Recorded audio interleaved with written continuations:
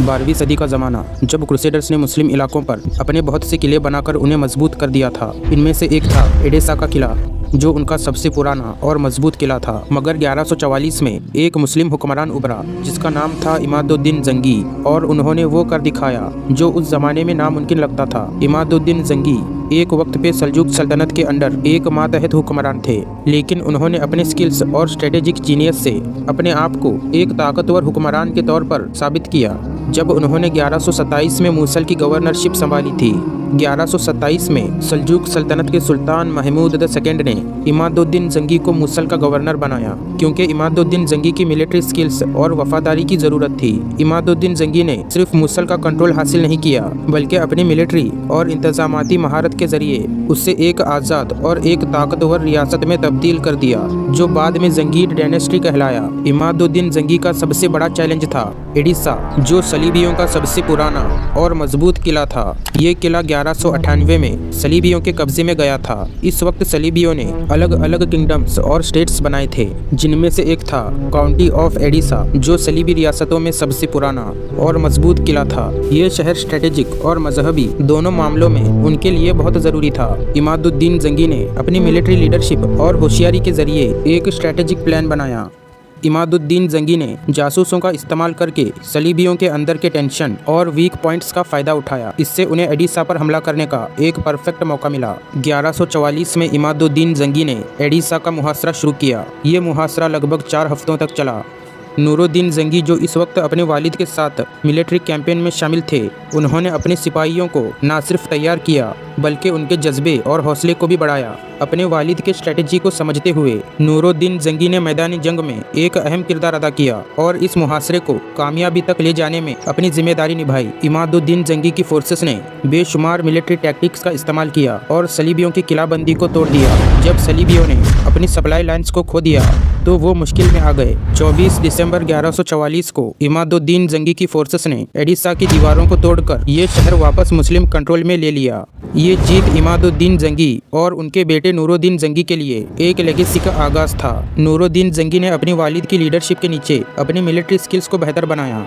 एडिसा की फतह सलीबियों के लिए एक अजीम शिकस्त थी। सलीबियों ने अपने इलाकों को मजबूत करना शुरू कर दिया था। नूरुद्दीन जंगी ने एडिसा की फतह के बाद अपने वालिद के साथ हर कैंपेन में शामिल होकर अपने हिकमत अमली की महारत और क़ियादत की सलाहियतों को और मजबूत किया। उनका फोकस सिर्फ जंग जीतना नहीं बल्कि मुस्लिम इत्तेहाद को बरकरार रखना था। 1146 में इमादुद्दीन जंगी को मूसल के करीब उनके अपने ही गुलामों के हाथों शहीद कर दिया गया। इमादुद्दीन जंगी की मौत ने एक पॉलिटिकल वैक्यूम पैदा किया और सलीबियों ने इसका फ़ायदा उठाने की कोशिश की, मगर नूरुद्दीन जंगी ने अपने वालिद के लेगेसी को संभालने का फैसला किया। नूरुद्दीन जंगी ने हलब का कंट्रोल संभालकर अपनी लीडरशिप का सबूत दिया। हलब एक स्ट्रेटेजिक शहर था जो क्रूसेडर्स और मुस्लिम इलाकों के दरमियान एक अहम सरहद पर मौजूद था। इस शहर को एक मजबूत लीडर की ज़रूरत थी, वरना सलीबी इस शहर पर अपना कब्जा जमा सकते थे। नूरुद्दीन जंगी ने हलब का कंट्रोल फौरन संभालकर इस खतरे को टाल दिया। सुल्तान नूरुद्दीन जंगी ने हलब में इंसाफ और अदल कायम किया। उस वक्त लोग क्रूसेडर्स और अंदरूनी तनाज़ात की वजह से तंग आ चुके थे। नूरुद्दीन जंगी ने अपनी हुकूमती रिफॉर्म्स के जरिए हलब में अमन और स्टेबिलिटी लाने की कोशिश की। हलब एक ऐसी जगह थी जहां क्रूसेडर्स का खतरा हमेशा मंडराता रहता था। सुल्तान नूरुद्दीन जंगी ने अपनी आर्मी को मजबूत किया, किलाबंदी को बेहतर किया और लोगों में इत्तेहाद पैदा किया। सुल्तान नूरुद्दीन जंगी के लिए सिर्फ बाहर के दुश्मन ही नहीं, अंदरूनी सियासत भी एक चैलेंज थी। हलब के अंदर भी कुछ लोग उनकी लीडरशिप को कबूल करने के लिए तैयार नहीं थे, मगर सुल्तान नूरुद्दीन जंगी ने अपनी हिकमत और डिप्लोमेसी के जरिए सबको एक साथ लाए और अपनी ताकत को और मजबूत किया। सुल्तान नूरुद्दीन जंगी ने हलब को सिर्फ मिलिट्री बेस नहीं बनाया बल्कि उसे एक कल्चरल और रिलीजियस सेंटर में बदल दिया। उनका मिशन था कि ऐसी हुकूमत कायम की जाए जो कुरान और सुन्नत के उसूलों पर हो, और हलब उस हुकूमत को बनाने के लिए पहला कदम था। उनकी लीडरशिप ने साबित किया कि वो सिर्फ एक जंगजू लीडर नहीं बल्कि एक दूर अंदेश हुक्मरान है। जब सुल्तान नूरुद्दीन जंगी ने हलब का कंट्रोल संभाला था तो उनकी उम्र सिर्फ 28 साल की थी। ये सब कुछ कर पाना एक यंग लीडर के लिए आसान काम नहीं था, मगर ये सिर्फ उनके सफर का आगाज था। सलेबी अब भी मुस्लिम इलाकों पर हमला करने के लिए तैयार थे। सुल्तान नूरुद्दीन जंगी का अगला मिशन था तमाम मुस्लिम रियासतों और लीडर्स को एक साथ लाना ताकि वो अपने दुश्मन जैसे क्रूसेडर्स का मिलकर मुकाबला कर सके। एडिसा की फतह के बाद सलीबियों ने अपनी ताकत को मजबूत करने के लिए नए इत्तेहादी बनाए। सुल्तान नूरुद्दीन जंगी ने अपनी आर्मी में एक स्पेशल इंटेलिजेंस नेटवर्क कायम किया था जो सलीबियों के हर कदम की खबर लाता था। ये उनकी फौजी महारत का एक और सबूत था। सुल्तान नूरुद्दीन जंगी को ये समझ आ गया था कि अगर मुस्लिम दुनिया को एक साथ लाना है तो दमिश्क जैसे स्ट्रेटेजिक सिटी को अपनी हुकूमत का हिस्सा बनाना होगा।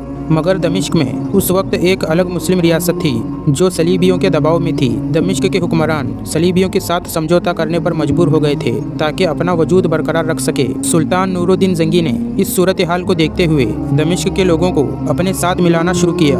1149 में रेमंड ऑफ एंटियाक ने अपने फोर्सेस को सीरिया के शहर हलब पर हमला करने के लिए भेजा। उसका प्लान था कि वो हलब को सीज कर ले जो एक स्ट्रेटेजिक पॉइंट था और उसका प्लान था कि उससे सलीबी रियासतों की पावर को और मजबूती से बढ़ाए। ये हमला उसकी पुरानी स्ट्रेटेजी का हिस्सा था जिसमें वो सीरिया के मुस्लिम रीजन्स को अपने कंट्रोल में लाना चाहता था। लेकिन ये हमला इतना आसान नहीं था। जब रेमंड ने अपनी फोर्सेस को हलब की तरफ भेजा तो सुल्तान नूरुद्दीन जंगी ने फौरन अपने मिलिट्री फोर्सेस को हरकत में लाया। सुल्तान नूरुद्दीन जंगी की स्ट्रेटेजी ये थी कि वो सलीबी फोर्सेस का घेराव करके उनको अपने कंट्रोल में ले आए। ये मूव रेमंड के लिए अनएक्सपेक्टेड था क्योंकि उसके पास लोकल नॉलेज की कमी थी।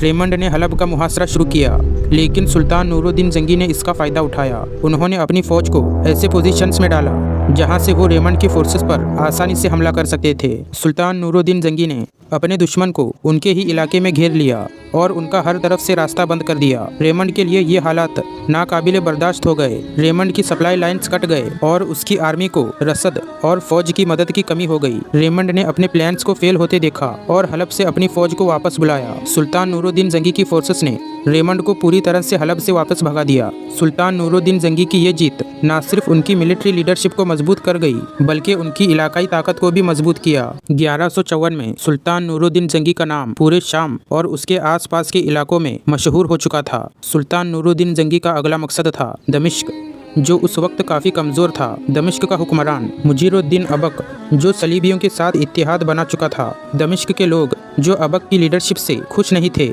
अब सुल्तान नूरुद्दीन जंगी की तरफ देख रहे थे। दमिश्क के लोगों का अक्सर दर्द और मुसीबत सलीबियों के साथ इस इत्तेहाद की वजह से बढ़ गया था। सुल्तान नूरुद्दीन जंगी ने अपनी फौज को दमिश्क के इर्द गिर्द फैला दिया लेकिन उनका मकसद सिर्फ जंग करना नहीं था। वो ये बताना चाहते थे कि उनकी हुकूमत सिर्फ तलवार के जोर पर नहीं बल्कि इंसाफ और अमन पर मबनी है जिससे लोग खुद उनका साथ देने पर मजबूर हो जाएं। सुल्तान नूरुद्दीन जंगी ने अबक के पास एक पैगाम भेजा जिसमें कहा अगर तुम बिना लड़ाई के शहर हमें दे दो तो हम तुम्हारी जान और इज्जत की हिफाजत का वादा करते हैं। अबक अपनी हुकूमत बचाने की सोच रहा था लेकिन धीरे धीरे उसको एहसास होने लगा कि अगर उसने हार ना मानी तो दमिश्क और ज्यादा तबाही का शिकार हो सकता है। शहर के लोग सुल्तान नूरुद्दीन जंगी का साथ देने को तैयार हो गए थे।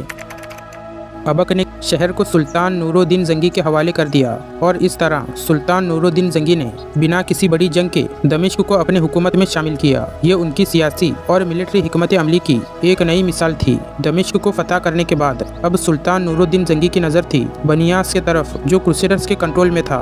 ये शहर सलीबियों के लिए बहुत ज़रूरी था, खास तौर पर उनके किंगडम ऑफ जेरूशलम के लिए। बनियास का किला क्रूसेडर्स के लिए एक मजबूत किला था जो उनकी डिफेंस लाइन को मजबूत बनाता था। बनियास को फतह करने के लिए सुल्तान नूरुद्दीन जंगी ने अपने सबसे काबिल कमांडर सलाहुद्दीन अय्यूबी को भेजा। Don't forget to like and subscribe for more videos.